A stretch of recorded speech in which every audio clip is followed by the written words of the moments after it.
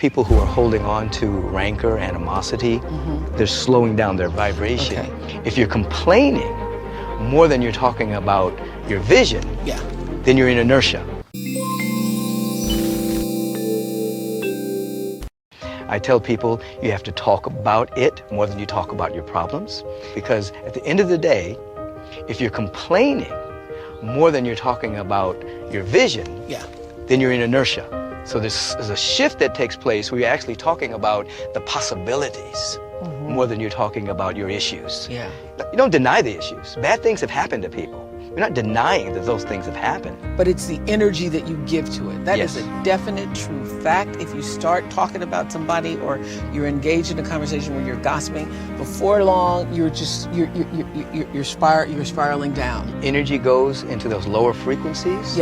Doubt, worry, fear, now you're in that sediment. You're in that dynamic. But if you start talking about possibility, even if you don't know how to get there, then your energy starts to go up. You know, what if you ask a what if question? What if all my needs were met? What would I be doing in my life? What if everything is really working together for my good? What if all the bad things that have happened in my life are leading me to activating some great potential in my experience? What if God really is on my side? You know, you ask a what if question and you start to notice little tiny miracles happening in your life. Things start to manifest. You don't know how they got there. We are vibrational beings. We're not just flesh and blood. You know, if you put anything under a microscope, an intense microscope, you can ultimately see that everything is vibration. And as the scientists are not telling us, there's information there, but it's not solid. It's always moving. So we're vibrational beings. So as you were just saying, when we lift our vibration to what we want to experience, it happens first on a vibratory level, and then it shows up and manifests in our life. So people who are holding on to rancor, animosity, they're slowing down their vibration. Just had an aha there. You're actually, when you recognize your vibrational frequency, you're drawing into yourself all the time, literally, the vibration that is most like what you're putting out. Right. Correct? Right. You cannot, another way of saying is you cannot have what you're not willing to become vibrationally. If you do get it, you'll lose it. You see, this is why people, they'll win the lottery, they lose everything, or they'll finally get the person they think they want to be with. They can't keep the relationship, or they'll get a modicum of success but can't hold on to it because inside they weren't vibrationally aligned. They really hadn't become it. So you can temporarily manipulate and get things, but to have it completely, you have to lift your vibration and become that in vibration. Oh, that's so good. That is so good. You're not really attracting things to you, you're really radiating.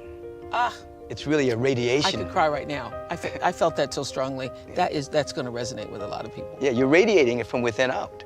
It's like if I become the vibrational frequency of love, harmony, peace, and I'm radiating that. That's the key. This fascinates me, this conversation. Because there have been times, I know in everybody else has experienced this, where you think about something or you think about a person and that person calls you. Right. Then there are other times where that doesn't happen. I remember one day I manifested tomato soup. I was on my farm and up comes my neighbor with, I couldn't even believe it. So I was like, how did I do that? How did I do that? I want to be able to do that again. But it's a space where I wanted it, but if it didn't come, I would also be okay. That's That's called the let go. That's what it is. You know how people do wishing wells? They throw a coin in, they forget about it, and then the thing shows up? Because they had an intention, then they let it go. They didn't even think about it anymore. Right. And once you release your grasp, then you give up your resistance, and then that which is for you will come to you. That's the aha moment. Yeah. Because when you want it, it doesn't show up. Yeah, your message to the universe at that moment is, I want it, which is translating into, I don't have it, I don't have it, I don't have it, I don't have it. So you can't receive it. So you end up blocking your own blessing. Totally. The first stage is something you call victim consciousness. Can you explain that to me? Yes. Victim consciousness is where many people live. Yeah. Somebody did it to me. The reason why I'm not happy is because it just make, my ex-boyfriend, my boss. The world isn't fair. The world isn't fair. They're doing it to me. The reason why I'm not happy is somebody else's fault. God did it to me. The devil did it to me. My astrological sign did it to me. The numbers did it to me. My mother. My karma. Yeah. Okay. That's the victim stage. Every victim has a victim story. You ask somebody, a victim, what's going on, they'll give you a list of complaints about what's wrong and who did it. Fannie Lou Hamer once said, I got sick and tired of being sick and tired. Yeah, one of my favorite quotes. So when you get sick and tired of being sick and tired, something happens. And you start to open up to a possibility that maybe I'm in my own way.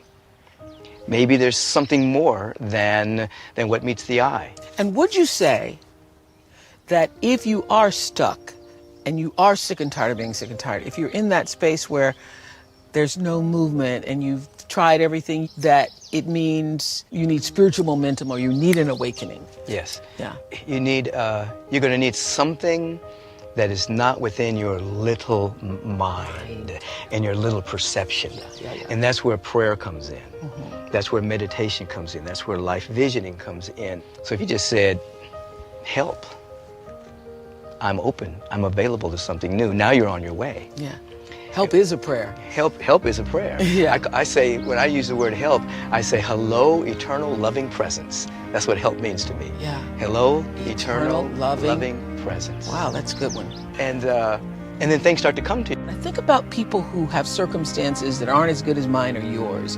Is it possible to life vision when you're at the bottom? Not only is it possible, that's probably the best time to do it. When circumstances and situations are pressing in upon us, the only way we can overcome them is to go within, to actually begin to ask very empowering questions with the awareness that this universal presence and its law will answer any question that you ask. So if you're in a situation that is pressing on you and you ask, what's trying to emerge in my life? What is my gift to share? What is my purpose? Why am I here on the planet? Not just how can I pay my rent, not just how can I stop the pain, which aren't bad questions. And not just even what should I do? Not even what should I do. Not what should I do, No. but the universal questions. You ask empowering questions, the universe will answer these questions in a language and in a way that you can understand. There'll be inner prompting, there'll be intuitive hits, nudges, signs, symbols, dreams. It'll come in the language of the individual soul and heart. The difficulty is that when people are in tough situations, they ask disempowering questions. Whoa. They say, what's wrong? Who's to blame? Yeah. Why me? Yes. Those are the disempowering questions. So the universe will answer those too. It'll pull on the database of human experience and say, you were born on the wrong side of the tracks, or you were born on the right side of the tracks, or this happened or that happened. It'll give you a bevy of excuses. But if you ask an empowering question, you'll get an answer to rise above the muck. So it's all about the question, the sincerity of the question, and then the ability and the willingness to really listen, to really be available. That's where the juice is. And that is available to every human being. Whether an individual is in prison, whether an individual is imprisoned by circumstance, imprisoned in their own mind about an event that happened in their past, it doesn't matter. Once you ask with sincerity, the universe will answer.